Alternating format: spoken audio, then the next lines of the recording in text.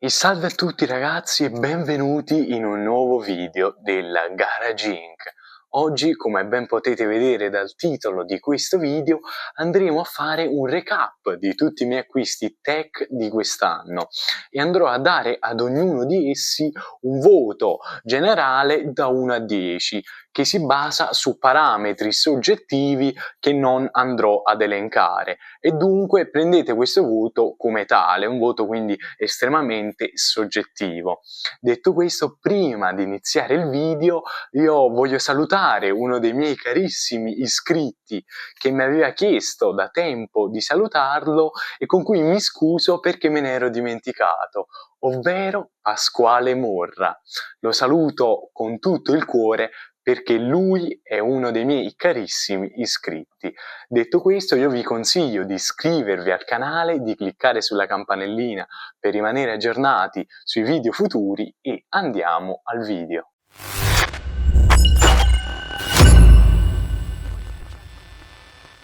Allora, come primo acquisto che voglio andare a valutare troviamo il power bank da 10.000 mAh della Cooktech da 10.000 mAh che ha una potenza di erogazione di circa 150 watt.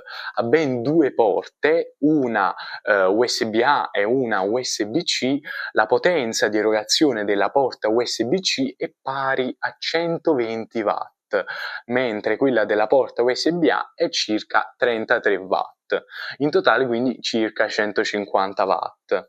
L'ho pagato ad un prezzo di 40 euro e lo utilizzo prevalentemente per ricaricare velocemente la batteria del mio drone, del DJI Mini 4 Pro, quando si scarica, e ciò mi ha permesso di evitare, grazie alla potenza di ricarica di questo power bank, di comprare un'ulteriore batteria sostitutiva a quella inclusa con il drone, alla modica cifra di 60 euro.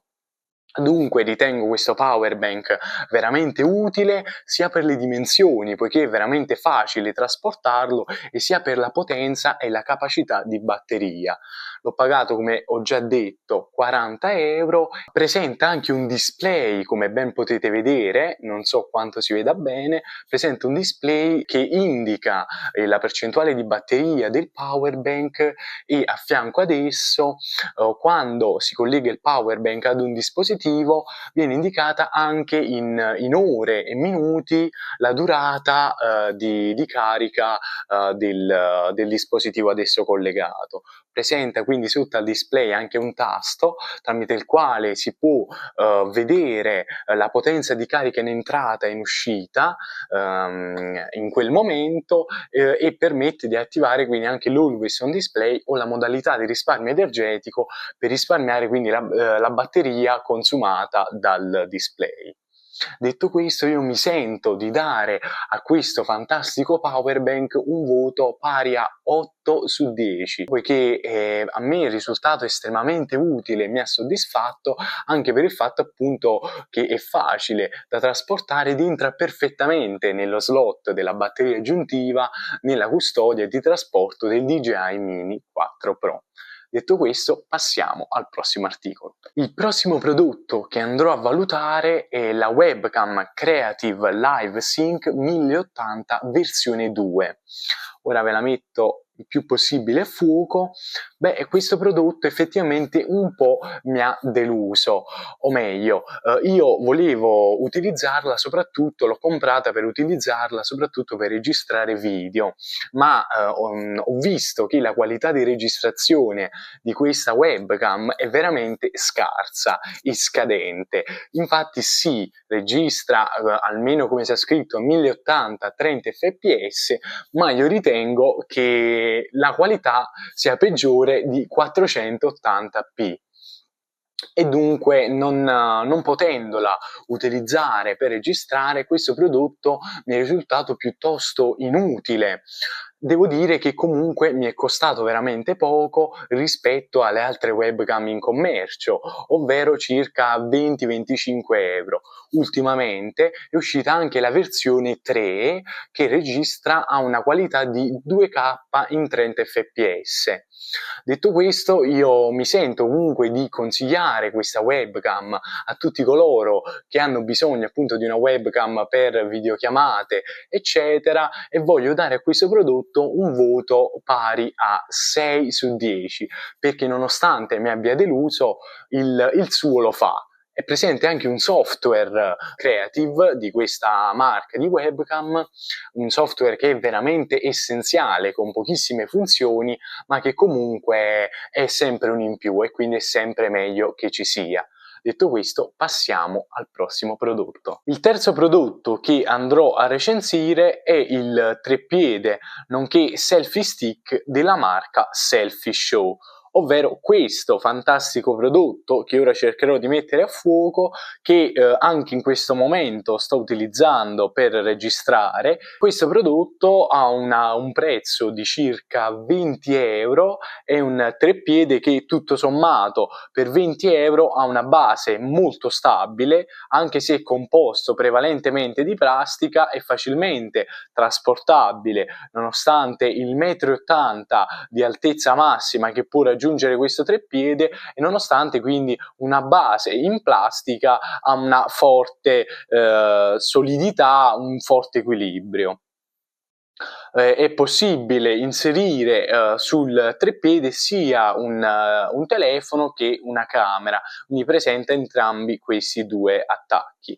L'attacco per il telefono non è proprio professionale, di altissima qualità, ne ho visti di migliori su treppiedi, ma comunque non mi lamento per la cifra di 20 euro. Anzi, dirò di più, una cosa che mi ha un gadget, se così vogliamo dire, che particolarmente mi ha stupito e che non pensavo uscisse insieme a questo treppiede, è il telecomandino presente in uno scomparto della base.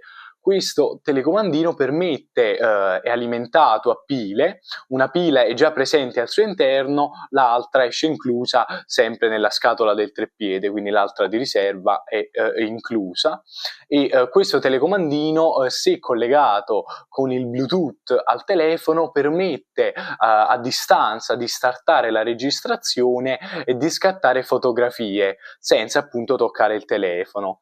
E devo dire che è un'aggiunta che ho gradito veramente tanto e che mi ha portato a dare come voto a questo prodotto un qualcosa di in più rispetto alla sufficienza, ovvero un bel 7 su 10. Inoltre, per chi volesse un treppiede di una qualità leggermente maggiore, un po' quindi un po' più solido, un po' più stabile, con materiali più buoni, è presente un'altra versione oltre a questa, sempre della Selfie Show, che presenta l'alluminio rinforzato e che costa circa 6-7 euro in più rispetto a questa. Io direi quindi, detto questo, di passare alla recensione del prossimo prodotto. Il quarto prodotto che andrò a recensire è un qualcosa che avete già visto in dei video precedenti del canale della Garage Inc., ovvero il controller di ultimissima generazione della Xbox, appartenente quindi alla generazione della serie X e della serie S, di colorazione verde, ma ciò non ha alcuna importanza ai fini della valutazione. Devo dire che con questo controller mi sono trovato veramente bene, anche perché sono piuttosto negato ad utilizzare mouse e tastiera, e quindi questo controller ha risolto uno dei miei più grandi problemi di giocare con il PC. E devo dire che l'ho pagato anche in sconto al prezzo di 45 euro invece che 60. Sì, è vero, ci sono anche una serie di controller compatibili non ufficiali che io ho anche provato, ma a lungo andare con i controller compatibili ho sempre riscontrato problemi, e ciò non è accaduto invece con questo controller che è quello ufficiale, e quindi secondo me ne vale molto più la pena questo controller, anche per quanto riguarda il peso e il feedback al tatto dei tasti. Secondo me c'è una differenza abissale tra quello originale e quelli compatibili, per questo io consiglio quello originale. Secondo me comunque il controller della Xbox rimane inferiore a quello della Sony, ovvero al DualSense, per una serie di fattori, tra cui il fatto che quello della Xbox è alimentato a pile e non ha quindi una batteria ricaricabile, a pile AA e non AAA come i giochi che la Sony non sa produrre, a cui però sono riuscito a trovare una soluzione. Infatti andrò a mostrarvi nella recensione di questo prodotto anche un ulteriore prodotto, ovvero un accessorio secondo me indispensabile, e per questo per il controller della Xbox che voglio valutare insieme appunto al controller, ovvero la batteria ricaricabile della Xbox. Ora ve la vado un attimo a mettere velocemente a fuoco, ma non c'è penso così tanto bisogno, è fondamentale quindi perché permette di abbandonare completamente il sistema di batteria tramite le pile. E per questo voglio valutare questi due prodotti insieme e dare un voto pari a, da 1 a 10, pari a 8,5 su 10 a questi due, secondo me, fantastici prodotti. Detto questo, andiamo a recensire un altro prodotto. Il quinto prodotto che andrò a recensire è un prodotto su cui mi soffermerò poco, poiché adesso ho già dedicato una recensione che vi lascio in alto a destra e che trovate nei video precedenti della Garage Inc. Sto parlando di un prodotto su cui a breve uscirà anche un video, ovvero il DJI Mini 4 Pro. A breve uscirà la parte 2 del video tutorial che è già presente sul canale. Secondo me il DJI Mini 4 Pro si riconferma anche quest'anno il miglior drone della DJI fascia medio-bassa per funzioni e per modalità di utilizzo. È adatto sia ai principianti amanti del mondo dei droni che agli esperti. Voglio dare a questo prodotto un voto pari a 9 su 10, poiché mi ha veramente stupito e sorpreso, e l'ho pagato in sconto, come ben potete vedere nella versione classica, quindi no Fly More Combo e senza radiocomando con lo schermo, alla modica cifra di 640 euro. Detto questo, passiamo a un prossimo prodotto. Il settimo prodotto che andrò a recensire è un prodotto su cui non mi soffermerò molto, poiché adesso è stato dedicato un video recensione non moltissimo tempo fa sul canale, che vi lascio se volete recuperarlo in alto a destra. Sto parlando infatti della scheda video Nvidia 4060 Ti della Zotac Gaming doppia ventola. Una scheda video di ultimissima generazione con il DLSS 3 molto potente, che però presenta un divario di prestazioni pari al 50% rispetto alla 4070 e che ho pagato veramente tanto, e per questo andrò a dare come voto a questo prodotto un 7 più su 10 a causa del prezzo e della differenza di prestazioni rispetto al modello subito successivo a questo.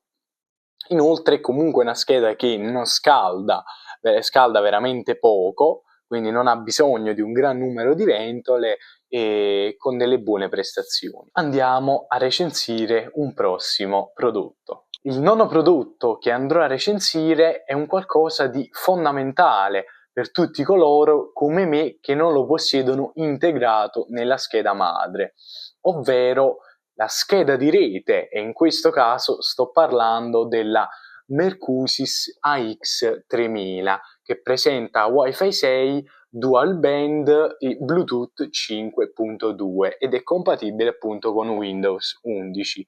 Questa scheda di rete mi è risultata fondamentale per appunto poter utilizzare Wi-Fi e Bluetooth. Non sono riuscito ad utilizzarla appieno poiché non possiedo una rete Wi-Fi potente, non possiedo la fibra ottica e quindi non sono riuscito a sfruttarla al massimo delle sue potenzialità. Però riconosco l'importanza di un prodotto del genere che comunque ho pagato intorno ai 20-25 euro e a cui voglio dare un voto pari a 8- su 10. Bene, detto questo, possiamo andare a recensire un altro, se non l'ultimo prodotto di questo video. Il 10° e ultimo prodotto che andrò a recensire è un qualcosa che mi ha totalmente sconvolto e che ritengo essere l'acquisto dell'anno. È un prodotto a cui già ho dedicato una recensione in passato sul canale che vi lascio in alto a destra nel caso voleste recuperarvela. Sto parlando del Meta Quest 3S, di questo fantastico prodotto, un prodotto totalmente nuovo che non avevo mai provato e che mi ha sconvolto in positivo. Ritengo infatti essere il miglior acquisto del 2024 e voglio dargli come voto un bel 9 su 10. L'unico problema che ho riscontrato con questo MetaQuest che ho comprato poco dopo la sua uscita, infatti ho ricevuto in omaggio una copia di Batman Arkham Shadow e ho sovrascritto la prova gratuita di 3 mesi al MetaQuest Plus, è stata la scomodità dello strap incluso nella scatola originale e la durata piuttosto ridotta della batteria del MetaQuest, che dopo una sessione più o meno medio intensiva rimaneva a circa 5-10%. Sono però riuscito a risolvere entrambi questi problemi tramite l'acquisto di un unico prodotto, ovvero il cinturino della Kiwi Design. Questo cinturino, che ho pagato la modica cifra di 40 euro e che non solo ha aumentato esponenzialmente il comfort nell'utilizzo del MetaQuest 3, ma ha più che raddoppiato la batteria del MetaQuest 3, poiché come potete ben vedere è presente un'ulteriore batteria dietro allo strap, dove è presente anche il regolatore dello strap, un'ulteriore batteria da circa 6400 mAh, con una serie di indicatori a LED che segnalano la percentuale della batteria. Questa batteria aggiuntiva permette di caricare il MetaQuest 3S anche durante l'utilizzo, tramite un filo che collega appunto questa batteria che fuoriesce lateralmente, che collega la batteria dello strap a quella del MetaQuest 3S. Un acquisto fantastico che fa salire il voto di valutazione del MetaQuest 3S a 9,5 su 10. Detto questo, vi ringrazio per essere arrivati fino a questo momento del video e vi ricordo di iscrivervi al canale e di cliccare sulla campanellina per rimanere aggiornati sui video futuri. E noi ci vediamo in un prossimo video della Garage Inc.